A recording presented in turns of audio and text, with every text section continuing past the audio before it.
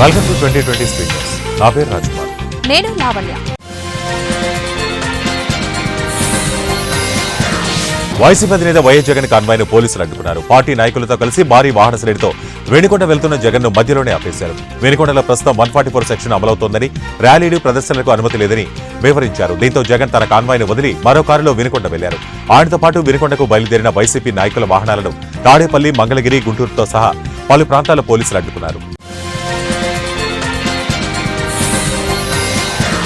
CM Revanth Reddy రేపు ఢిల్లీ వెళ్లనున్నట్టు సమాచారం. కాంగ్రెస్ అగ్రనేతలు సోనియా గాంధీ, మల్లికార్జున ఖార్గే, రాహుల్ గాంధీతో ఆయన భేటీ అవుతారు. గత ఏడాది వరంగల్లో రైతు డిక్లరేషన్ సభలో ఇచ్చిన హామీ మేరకు రుణమాఫీ పథకం అమలు చేసిన విషయాన్ని వారికి తెలియజేస్తారని తెలుస్తుంది.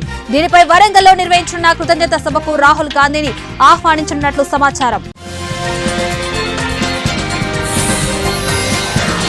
హైదరాబాద్ లో ఏఐసిటీ ఏర్పాటు చేయబోతున్నట్లు ప్రకటించారు మంత్రి శ్రీధర్బాబు. కృత్రిమ మీద సైబర్ సెక్యూరిటీలో British High Commission, Ernst and Young సంస్థలు రాష్ట్ర ప్రభుత్వంతో భాగస్వాములు అవడం పట్ల ఐటీ పరిశ్రమల మంత్రి దుద్దిళ్ల శ్రీధర్బాబు హర్షం వ్యక్తం చేశారు. బ్రిటిష్ హైకమిషన్, E&Y ప్రతినిధులతో ఆయన సచివాలయంలో భేటీ అయ్యారు. గ్లోబల్ సామర్థ్య కేంద్రాలను ఏర్పాటు చేయడంలో సహకరించాలని ఈ సందర్భంగా ఆయన వారిని కోరారు. వచ్చే 20 ఏళ్లకు సంబంధించి ప్రభుత్వ పాలన, పారిశ్రామిక రంగాల కృత్రిమ మేధా వినియోగంపై ఒక రోడ్డు మ్యాప్ను రూపొందించాలని ఆయన సూచించారు. తెలంగాణ ప్రభుత్వం 200 ఎకరాల్లో ఏర్పాటు చేస్తున్న ఏఐసిటీలో బ్రిటిష్ హైకమిషన్, ఎర్నెస్ట్ సంస్థలు కీలక భాగస్వాములు కావాలని శ్రీధర్బాబు అభిలాషించారు.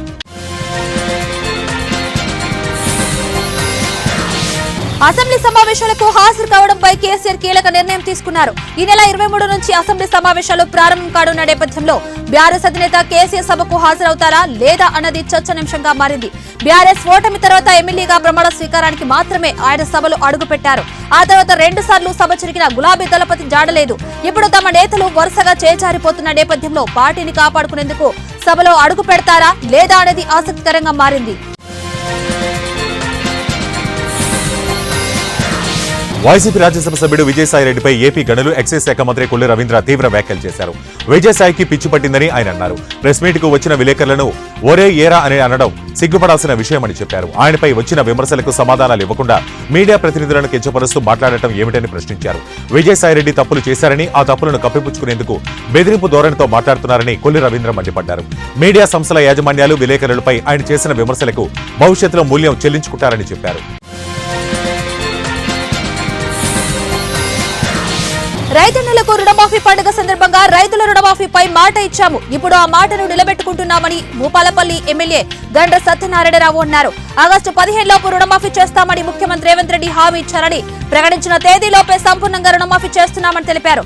జయశంకర్ భూపాలపల్లి జిల్లా గణపురం మండల కేంద్రంలోని రైతు వేదికలో రాష్ట్ర ప్రభుత్వం రైతులతో నిర్వహించిన వీడియో కాన్ఫరెన్స్ లో ఎమ్మెల్యే గండ్ర సత్యనారాయణరావు పాల్గొన్నారు. ఈ కార్యక్రమంలో జిల్లా కలెక్టర్ రాహుల్ శర్మ, మండల కాంగ్రెస్ పార్టీ నాయకులు, రైతులు పాల్గొన్నారు.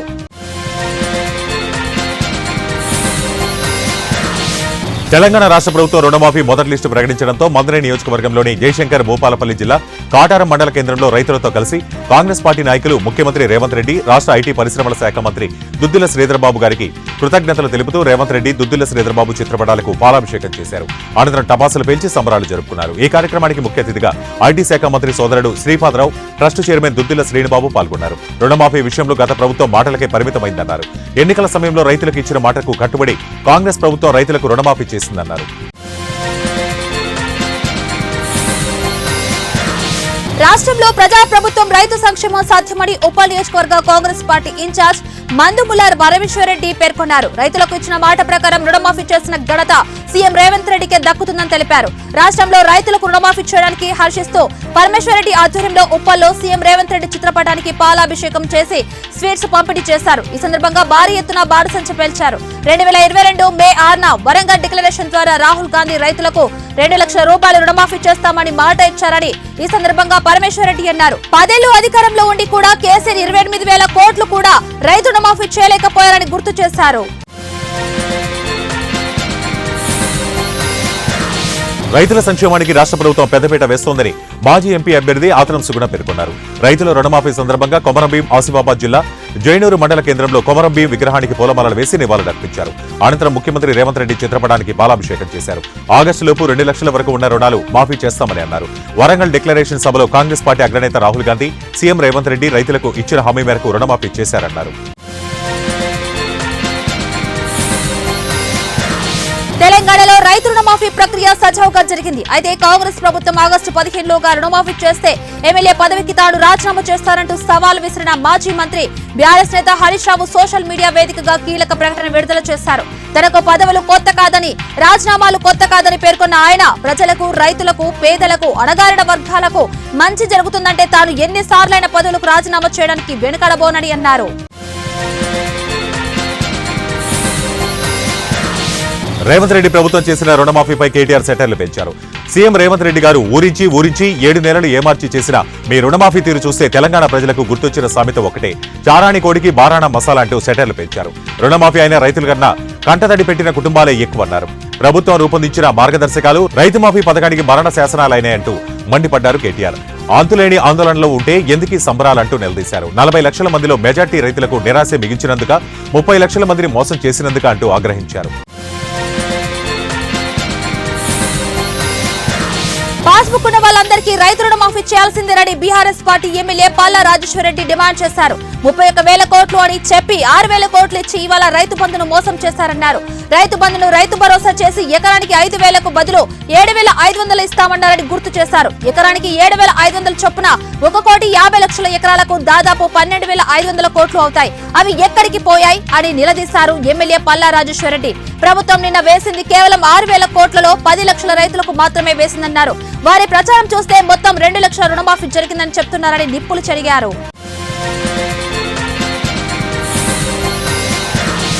ఎప్పుడు వివాదాస్పద వ్యాఖ్యలు చేస్తూ తరచుగా వార్తల్లో ఉంటారు అసదుద్దీన్ ఓవైసీ. బీజేపీ దేశవ్యాప్తంగా ముస్లింల మనోభావాలు దెబ్బతీస్తోందని ఆరోపిస్తున్నారు.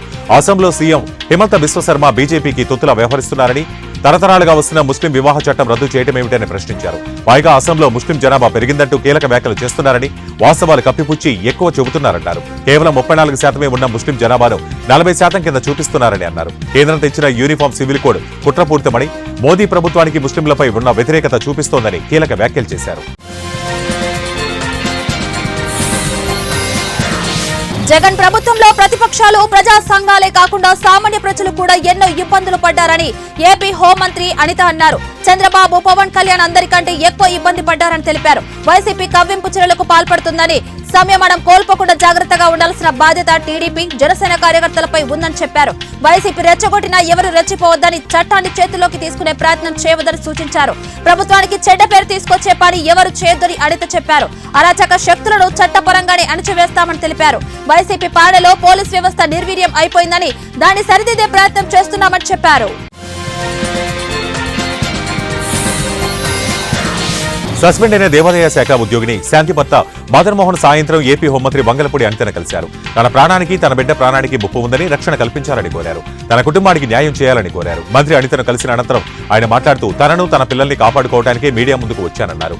తన కుటుంబానికి న్యాయం చేయమని మంత్రిని కోరినట్లు చెప్పారు. 4 రోజులుగా జరుగుతున్న అంశాలను పరిశీలిస్తున్నట్లు మంత్రి తనతో చెప్పారన్నారు. తప్పు చేసిన వారిని ఉపేక్షించేది లేదని మేడం గ్యారంటీ ఇచ్చారన్నారు. పల్నాడు జిల్లా వినుకొండలో జరిగిన హత్యపై ఎమ్మెల్యే జీవి ఆంజనేయులు స్పందించారు. వ్యక్తిగత కక్షలతో జరిగిన హత్యను పార్టీలకు ముడిపెట్టడం సరికాదని మండిపడ్డారు. వైసీపీ నేతలు శవ రాజకీయాలు మానుకోవాలని హెచ్చరించారు. మృతుడు రషీద్, నిందితుడు జిలాని ఇద్దరు వైసీపీకి చెందిన వ్యక్తులేనని, వారిపై కేసులున్నాయని తెలిపారు. వారిద్దరి మధ్య ఉన్న వైరాన్ని మాజీ ఎమ్మెల్యే బొల్ల బ్రహ్మనాయుడు, ఆయన అనుచరుడు ఖాన్ పెంచి పోషించారని ఆరోపించారు. జిలాని ఇంటిపై రషీద్ దాడి చేసినప్పుడే కఠినంగా వివరించి ఉంటే ఈ హత్య జరిగేది కాదన్నారు. కూటమి ప్రభుత్వం అధికారంలోకి వచ్చిన తర్వాత రాష్ట్రంలో అరాచకాలు పెరిగిపోయాయని మాజీ మంత్రి గుడివాడ అమర్నాథ్ మండిపడ్డారు. పచ్చనేతలు రాష్ట్ర వ్యాప్తంగా అరాచకాలు సృష్టిస్తున్నారని ధ్వజమెత్తారు. కూటమి అధికారంలోకి వచ్చాక 31 మంది ప్రాణాలు బలిగొన్నారని, 35 మంది ఆత్మహత్యకు పాల్పడేలా చేశారని విమర్శించారు. వైసీపీ నేతలు ఆశలను ధ్వంసం చేస్తున్నారని దుయ్యబట్టారు. రాష్ట్రంలో శాంతి భద్రతలు నిర్వీర్యమయ్యాయని అన్నారు గుడివాడ అమర్నాథ్. వెనుకొండ సంఘటన దేశాన్ని కుదిపేసిందని, పార్టీకి చెందిన మైనార్టీ నేత చేతులు దారుణంగా నరికి హత్య చేశారన్నారు. వైసీపీ నాయకులు, కార్యకర్తలే టార్గెట్ గా రాష్ట్రంలో అరాచక పాలన కొనసాగుతుందని YCP deputy regional coordinator, Vizianagaram జిల్లా అధ్యక్షుడు మజ్జి శ్రీనివాసరావు ఆందోళన వ్యక్తం చేశారు. గత 2 నెలల ఎన్డీఏ ప్రభుత్వం ఏర్పడిన కాలంలో పూర్తిగా శాంతి భద్రతలు క్షీణించారని ఆరోపించారు.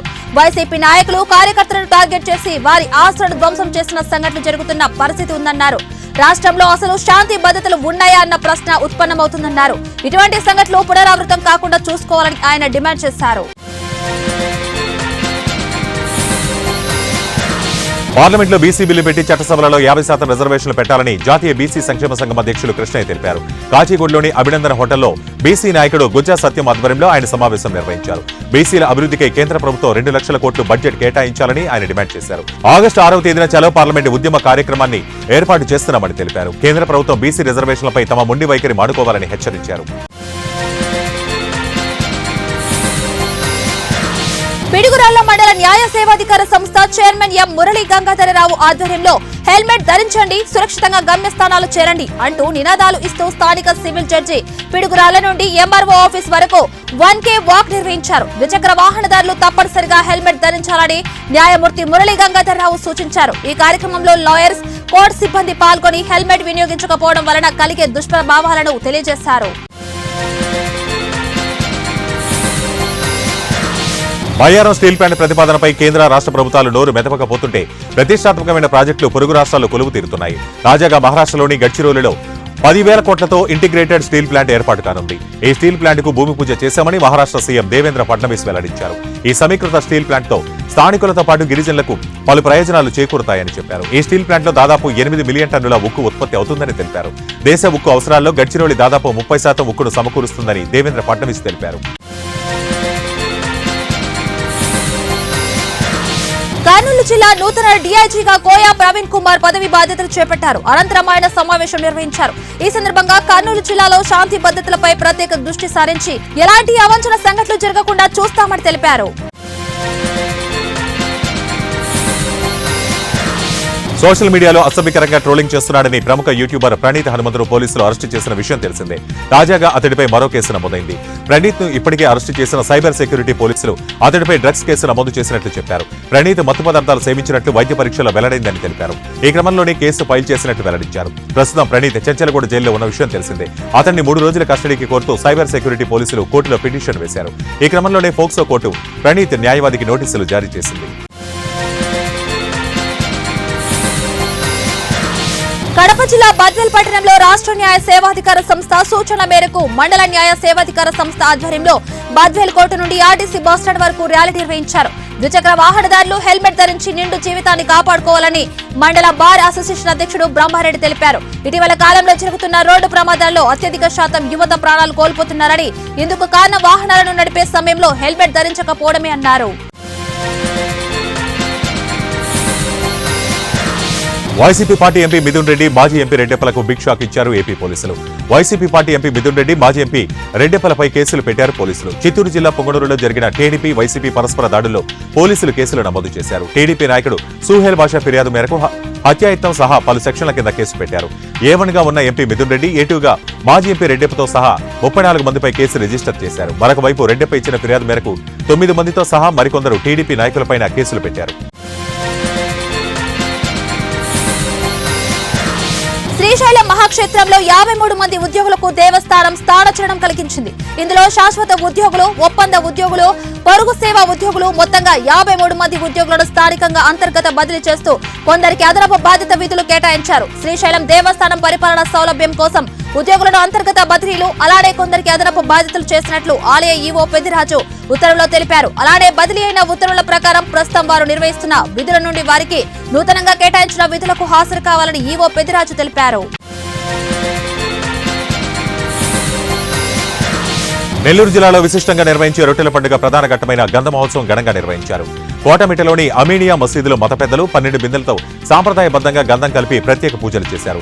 బారా షాహీద్ దర్గాలోని ఈద్గాలు, బారా షాహీదుల వీరత్వం, మహిత్యంపై ఫకీర్లు గానం చేస్తూ సాహస కృత్యాలు ప్రదర్శించారు. కడప దర్గా పీఠాధిపతి అరీఫుల్లా హుస్సేని ప్రత్యేక ప్రార్థనలు నిర్వహించి బారా షాహీద్ సమాధులకు గంధాన్ని లేపనం చేశారు. ఈ గంధ మహోత్సవానికి రాష్ట్ర పట్టణాభివృద్ధి పురపాలక శాఖ మంత్రి పొంగూరు నారాయణ, జిల్లా టీడీపీ అధ్యక్షుడు అబ్దుల్ అజీజ్ హాజరయ్యారు.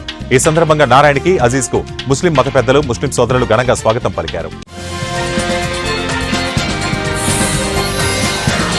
మలక్పేట్ సైదాబాద్ మాతా మైదానంలోని శ్రీ విజయ దుర్గామాత శాకాంబరి అలంకరణలో దర్శనమిచ్చారు. అమ్మవారికి విశేష అభిషేకాలు అనంతరం దాదాపు 25 రకాల కూరగాయలు, ఆకుకూరలతో అలంకారం చేశారు. ఈ అలంకారాలను చూసేందుకు భక్తులు అధిక సంఖ్యలో తరలివచ్చారు. ఈ నెల 28న అమ్మవారి బోనాల ఉత్సవాలను నిర్వహిస్తున్నట్లు ఆలయ అధికారులు తెలిపారు. తిరుమల శ్రీవారి సర్వదర్శనానికి 18 గంటల సమయం పడుతోంది. కలియుగ వైకుంఠ తిరుమలలో భక్తుల రద్దీ కొనసాగుతోంది. తిరుమల వైకుంఠ క్యూ కాంప్లెక్స్ లోని అన్ని కంపార్ట్మెంట్లలో వెలుపల క్యూ లైన్లలో వేచి ఉన్నారు శ్రీవారి భక్తులు. టోకెన్లు లేని భక్తులు శ్రీవారి సర్వదర్శన కోసం 18 గంటల సమయం పడుతోంది. శ్రీనివాసుని సర్వదర్శన కోసం కంపార్ట్మెంట్లన్నీ నిండిపోయాయి. నిన్న 67,223 మంది భక్తులు స్వామివారిని దర్శించుకున్నారు. 24,549 మంది తలనీలాలు సమర్పించుకున్నారు. నిన్న శ్రీవారి హుండీకి 4,66,00,000 ఆదాయం వచ్చిందని టీటీడీ వెల్లడించింది. ప్రభుత్వం మారిన పరిస్థితులు మారలేదని కడప జిల్లా పోరుమామిళ్ల ప్రజలు ఆరోపిస్తున్నారు. భారీ వర్షం కురవడంతో పట్టణంలోని రోడ్ల పరిస్థితి మరీ అధ్వానంగా ఉందని వాపోయారు. పట్టణంలో నూతనంగా వేసిన 2 లైన్ల రోడ్డు కారణంగా వర్షపు నీరు నిలిచి స్కూల్ కాలేజీ విద్యార్థుల రాకపోకలకు వాహనదారులకు తీవ్ర అంతరాయం ఏర్పడుతుందని తెలిపారు. ఇప్పటికైనా ప్రభుత్వ అధికారులు నాయకులు పట్టించుకొని పోరుమామిళ్ల ప్రధాన రహదారిని పూర్తి చేయాలని ప్రజలు ఆకాంక్షిస్తున్నారు. ఏలూరు జిల్లా జంగారెడ్డిగూడెం పోలవరం నియోజకవర్గం వరద బాధితులకు జిల్లా కలెక్టర్ భరోసా ఇచ్చారు. ప్రజలందరూ వరద సహాయక కేంద్రాలకు రావాలని వెల్లడించారు. ముఖ్యంగా గర్భిణీలు, చిన్నపిల్లలు, వృద్ధులను అత్యవసరంగా వరద సహాయ కేంద్రాలకు తరలించాలని అధికారులను ఆదేశించారు. ఈ సందర్భంగా పెద్దవాగు వరద ముప్పుకు గురైన వేలేరుపాడు మండలం అల్లూరి నగర్ వాసులను కలెక్టర్ పరామర్శించారు.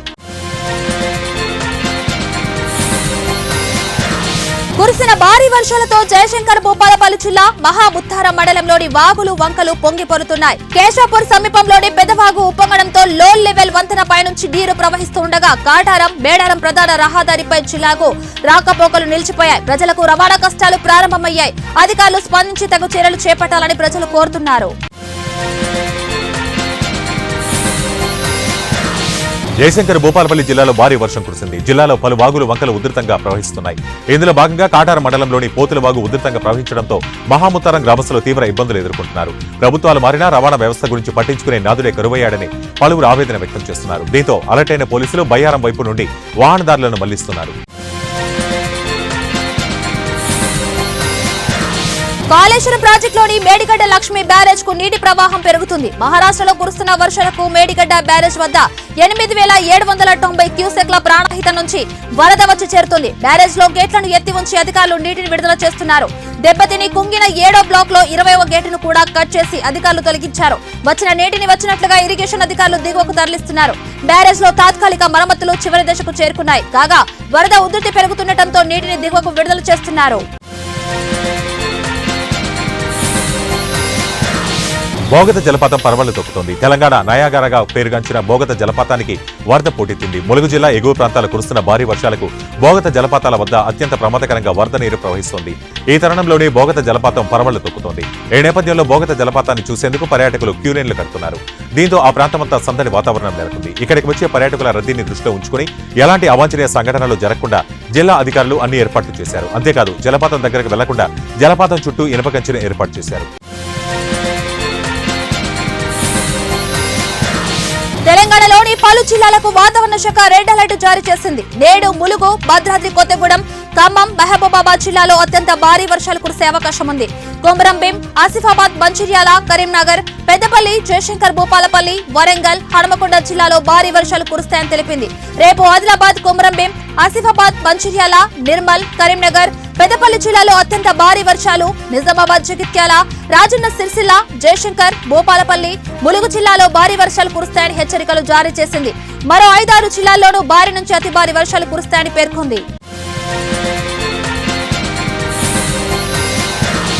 విద్యుత్ శాఖ నిర్లక్ష్యంతో నిండి ప్రాణం బలైంది. ఈ ఘటన ఏలూరు జిల్లా నూజివీడులో చోటు చేసుకుంది. కోటపాడు గ్రామంలో ట్రాన్స్ఫార్మర్ సపోర్టింగ్ కు వైరుకు విద్యుత్ ప్రవహించి ఫెన్సింగ్ టేకు తగలడంతో సన్నకారు రైతు బొజ్జవరపు మురళీకృష్ణ మృతి చెందాడు. ఈ సంఘటన గ్రామంలో తీవ్ర విషాదాన్ని నింపింది. సమాచారం అందుకుని పోలీసులు సంఘటనా స్థలానికి చేరుకుని పరిశీలించి విచారణ చేపట్టారు. విద్యుత్ శాఖ అధికారుల నిర్లక్ష్యం కారణంగానే ఓ నిండి ప్రాణం బలైందని స్థానికులు ఆరోపిస్తున్నారు. డ్రగ్స్ మహమ్మారిపై కేంద్ర రాష్ట్ర ప్రభుత్వాలు ఉక్కుపాదం మోపుతున్నాయి. దేశంలోకి డ్రగ్స్ సరఫరా కాకుండా కట్టడి చేసేందుకు పటిష్ట చర్యలు తీసుకుంటున్నాయి. ఈ నేపథ్యంలోనే మత్తు పదార్థాల సరఫరా నియంత్రణ కోసం త్వరలో కొత్త విధ్వంసక వ్యవస్థను తెచ్చేందుకు కృషి చేస్తున్నామని కేంద్ర హోంమంత్రి అమిత్ షా కూడా వెల్లడించారు. 1 గ్రాము డ్రగ్ ను కూడా దేశంలోకి రానివ్వమని ఆయన తెలిపారు. దేశం ద్వారా ఇతర దేశాలకు మత్తు పదార్థాలు సరఫరా కానివ్వమని అమిత్ షా స్పష్టం చేశారు.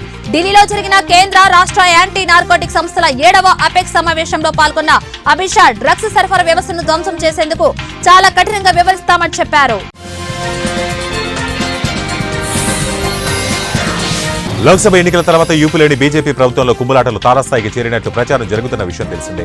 ఈ నేపథ్యంలో సమాజ్వాదీ పార్టీ తాజాగా మాన్సూన్ పేరుతో బంపర్ ఆఫర్ ఇచ్చింది. 100 మంది ఎమ్మెల్యేలతో పార్టీ ఫిరాయిస్తే కొత్త ప్రభుత్వం ఏర్పాటు చేయొచ్చని బీజేపీ అసంతృప్తులకు గ్రీన్ సిగ్నల్ ఇచ్చింది. సీఎం యోగి, డిప్యూటీ సీఎం మౌర్య మధ్య సంబంధాలు దెబ్బతినడంతో ఆ పరిస్థితులను తమకు అనుకూలంగా మార్చుకునే లక్ష్యంతోనే సమాజ్వాదీ పార్టీ అధినేత అఖిలేష్ యాదవ్ ఈ ఆఫర్ ఇచ్చినట్లు టాక్. అయితే అఖిలేష్ తన పోస్టులో ఏ బీజేపీ నాయకుడి పేరు ప్రస్తావించలేదు. కానీ సీఎం యోగి ఆదిత్యనాథ్ తో విభేదిస్తున్న డిప్యూటీ సీఎం కేశవ్ ప్రసాద్ మౌర్యను ఉద్దేశించి అఖిలేష్ ఈ ఆఫర్ ఇచ్చినట్టు బీజేపీ వర్గాల్లో చర్చ జరుగుతోంది.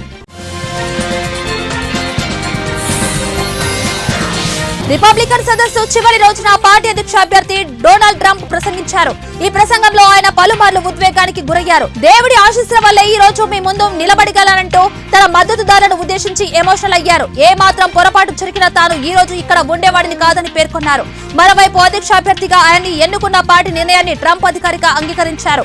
సువర్ణ అధ్యాయం ప్రారంభం కాబోతుందని, ఎలాంటి అడ్డంకులు ఎదురైనా అమెరికాను తిరిగి గొప్ప దేశంగా తీర్చిదిద్దుతారని వెల్లడించారు. ఇది ఇవాల్టి 2020 స్పీడ్ న్యూస్. మరిన్ని అప్డేట్స్ కోసం చూస్తూనే ఉండండి 1 టీవీ న్యూస్.